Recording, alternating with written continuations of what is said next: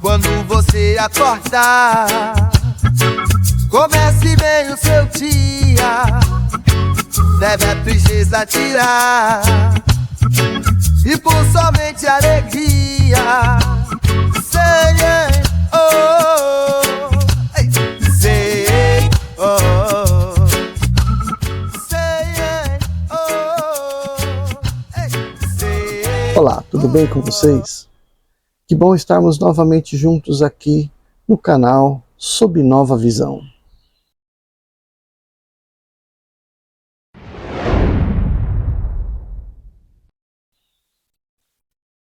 Pois bem, eu sou o professor Wagner Klein, professor de Física, terapeuta holístico, e estou aqui para dar continuidade à leitura e interpretação do Livro dos Espíritos de Allan Kardec. E nós já estamos avançando dentro da parte 2, e que agora nós vamos para um assunto bastante interessante, que é o perispírito.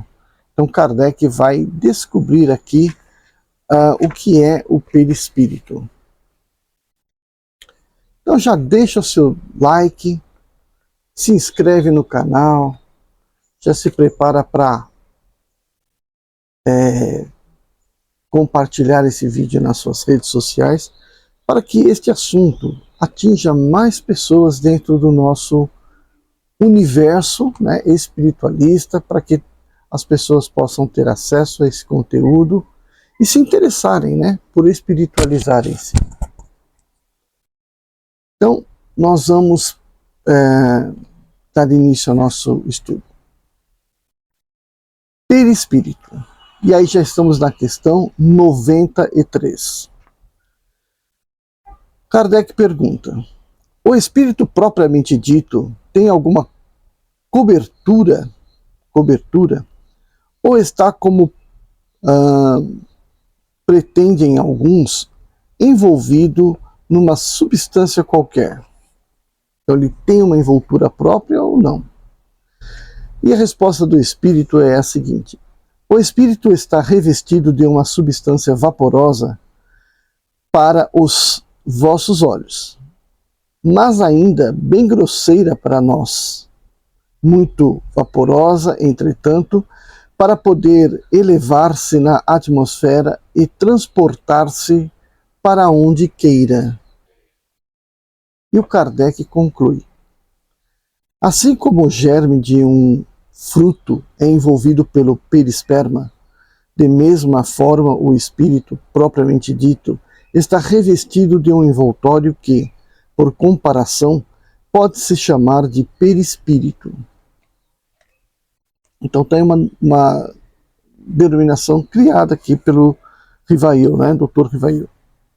Questão número 94. De onde o espírito toma o seu invólucro semimaterial?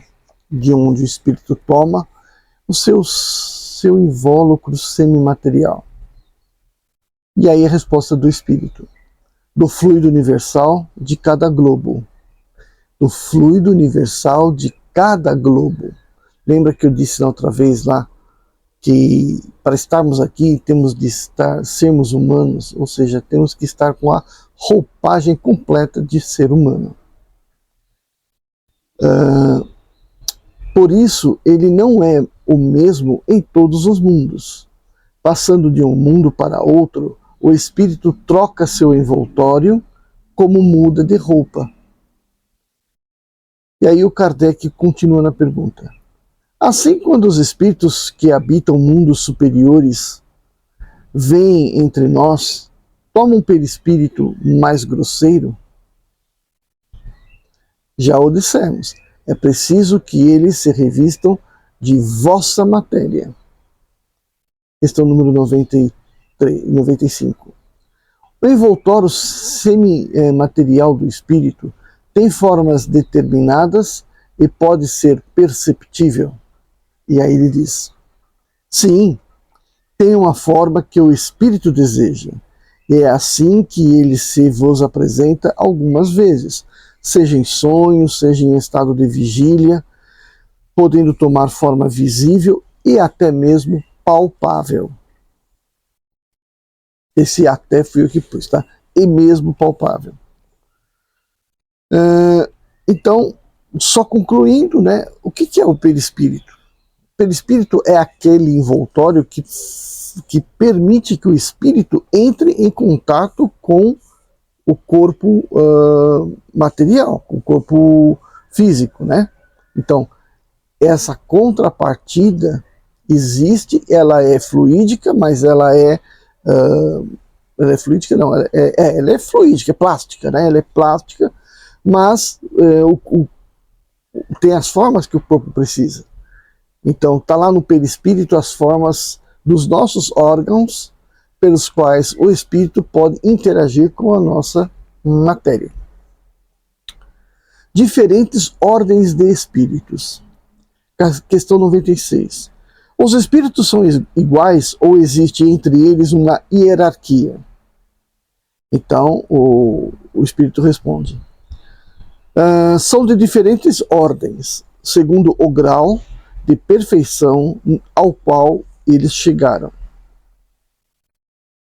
Aí o Kardec pergunta, existe um número determinado de ordens ou de graus de perfeição entre os espíritos? Então, Kardec já está com o pensamento de uma escala, né? Existe uma escala, né, na qual a gente pode classificar os espíritos.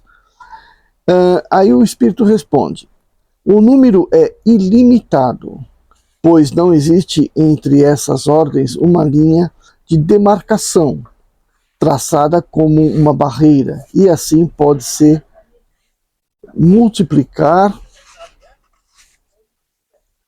ou restringir as divisões à vontade.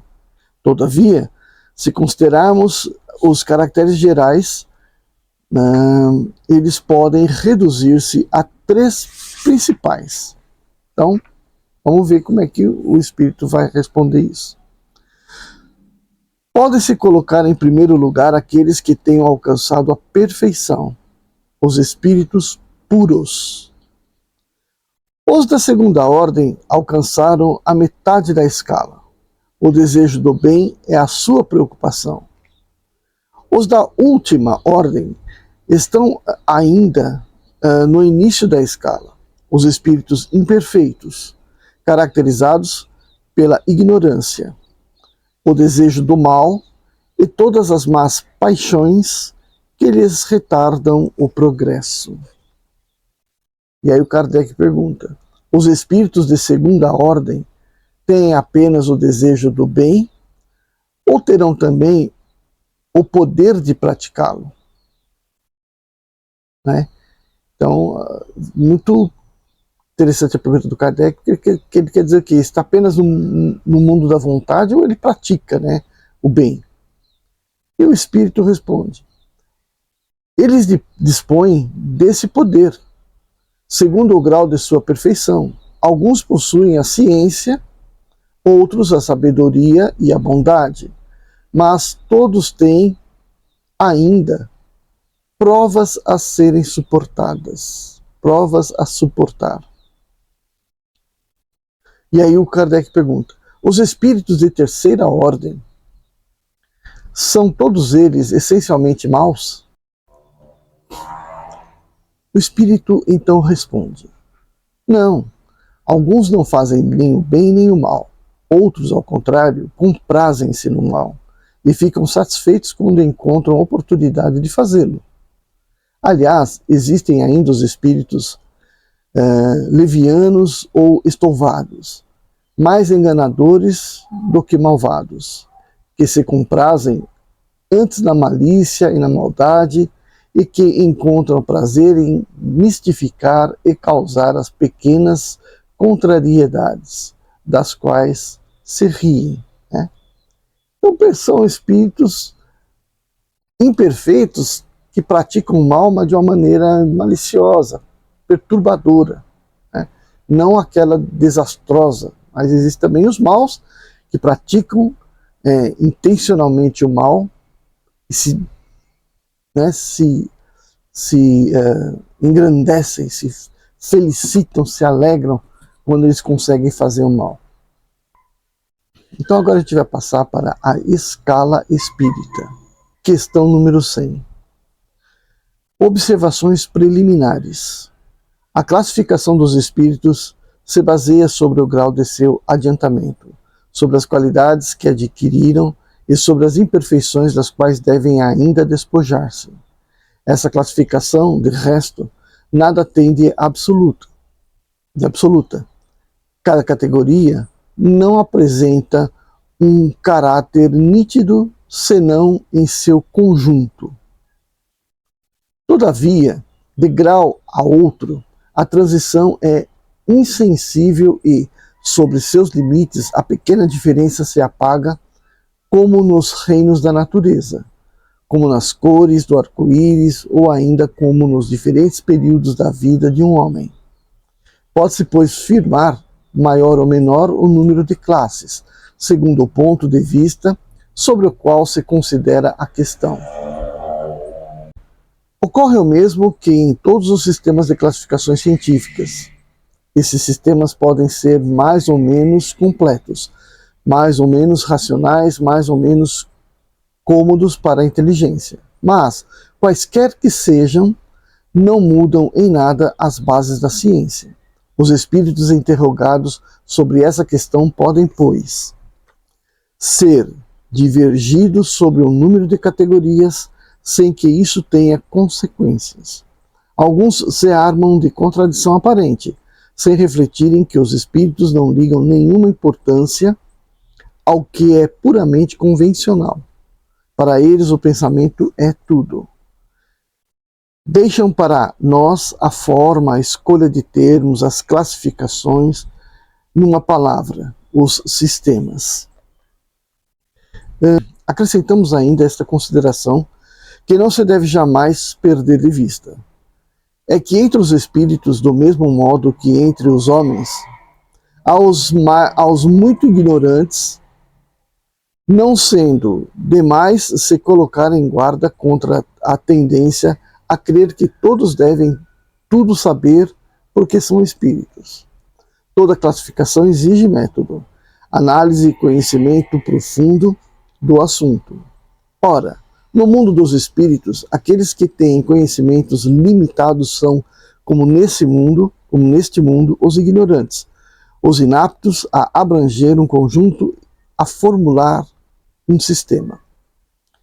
Não conhecem ou não compreendem, senão imperfeitamente, uma classificação qualquer. Para eles, todos os espíritos que lhes são superiores são da primeira ordem, sem que possam apreciar as diferenças de saber, de capacidade e de moralidade que os distinguem. Como entre nós um homem rude em relação aos homens civilizados. Aqueles mesmos que estão aptos podem variar nos detalhes segundo o seu ponto de vista, sobretudo quando uma divisão não tem nada de absoluta. Linneu, Jussieu, Tournefort tiveram cada um seu método e a botânica não mudou por causa disso. É que não inventaram as plantas, nem seus caracteres, mas observaram as analogias com as quais depois formaram grupos ou classes. Foi assim também que procedemos. Não inventamos os espíritos, nem seus caracteres. Vimos e observamos, julgando-os pelas suas palavras e atos, e depois as classificamos pelas semelhanças, baseados em dados que eles próprios nos fornecem. Os espíritos geralmente admitem 3 categorias principais ou 3 grandes divisões. Na última, aquela que está no início da escala, estão os espíritos imperfeitos, caracterizados pela predominância da matéria sobre o espírito e pela inclinação a fazerem o mal. Os de segunda se caracterizam pela predominância do espírito sobre a matéria e pelo desejo de praticar o bem. São os bons espíritos. A primeira, enfim, compreende os espíritos puros, aqueles que alcançaram o supremo grau de perfeição. Esta divisão nos parece perfeitamente racional e apresenta características bem definidas. Só nos restava ressaltar, por um número suficiente de subdivisões, as diferenças principais do conjunto. Foi o que fizemos com o concurso dos espíritos, cujas instruções benevolentes jamais nos faltaram. Com o auxílio deste quadro, será mais fácil determinar a ordem e o grau de superioridade ou inferioridade dos espíritos, com os quais podemos entrar em comunicação e, por consequência, o grau de confiança e de estima que merecem.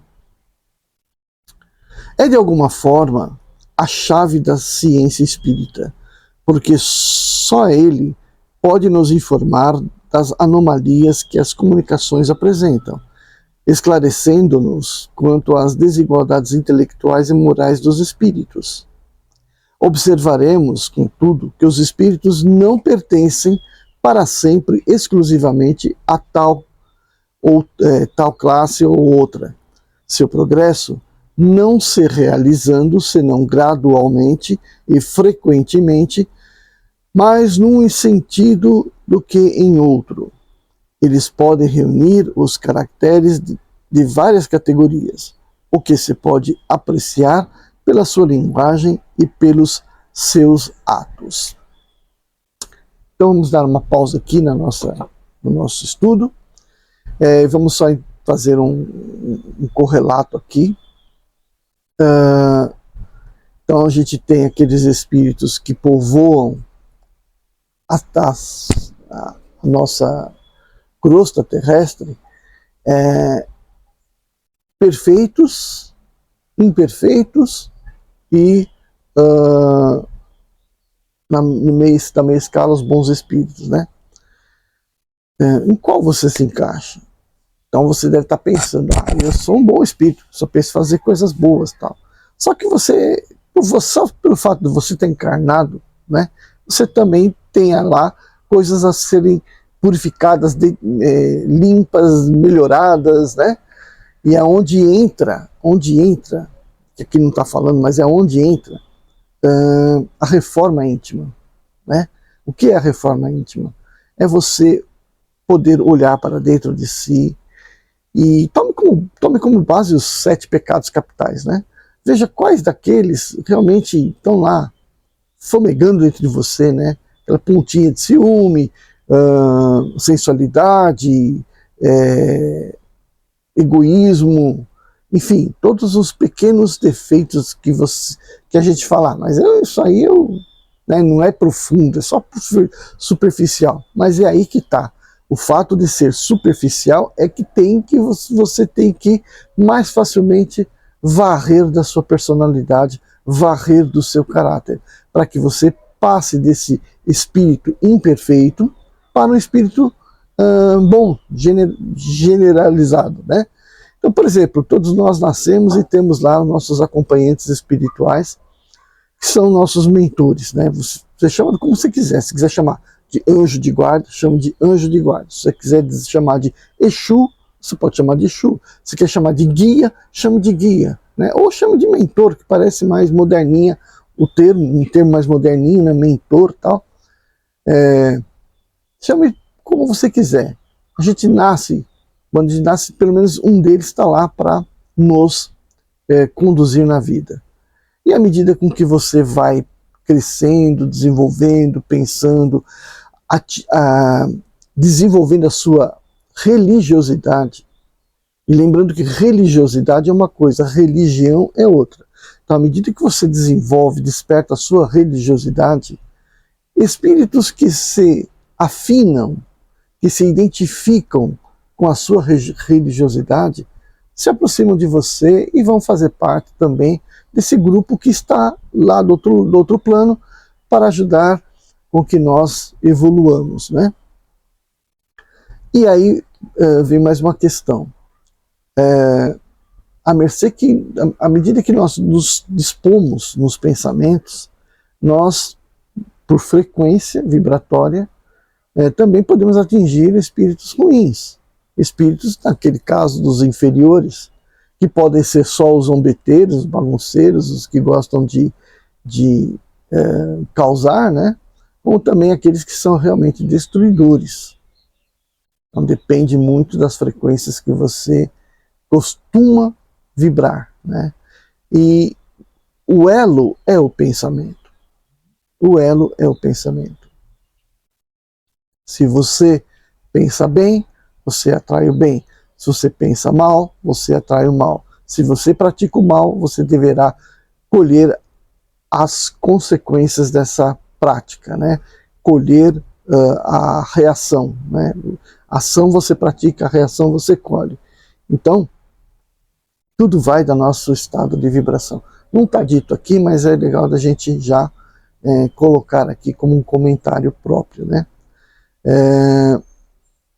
Quando eu falo na minha musiquinha no começo que eu uso do vídeo, né? Cuide do seu sentimento, eleve seu pensamento, né?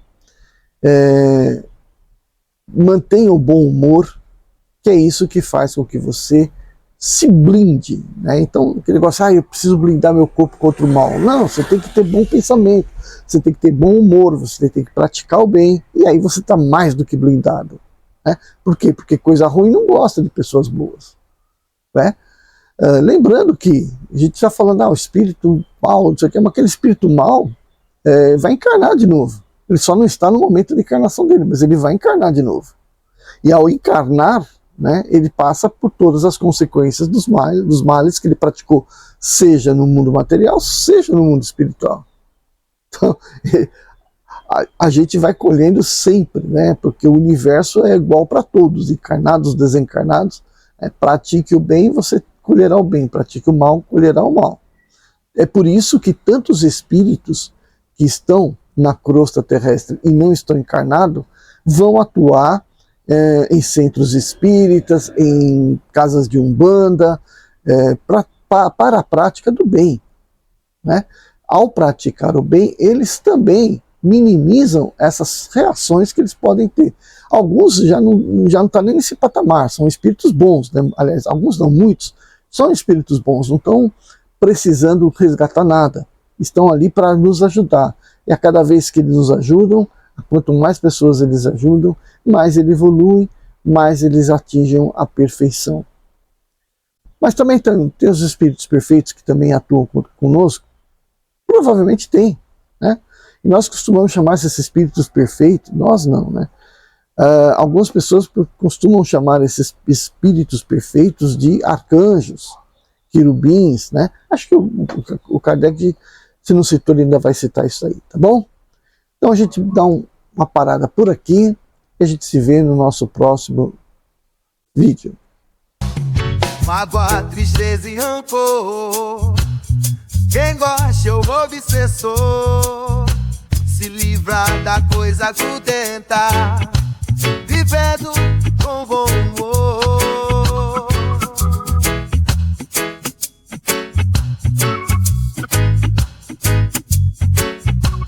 Cuide do sentimento,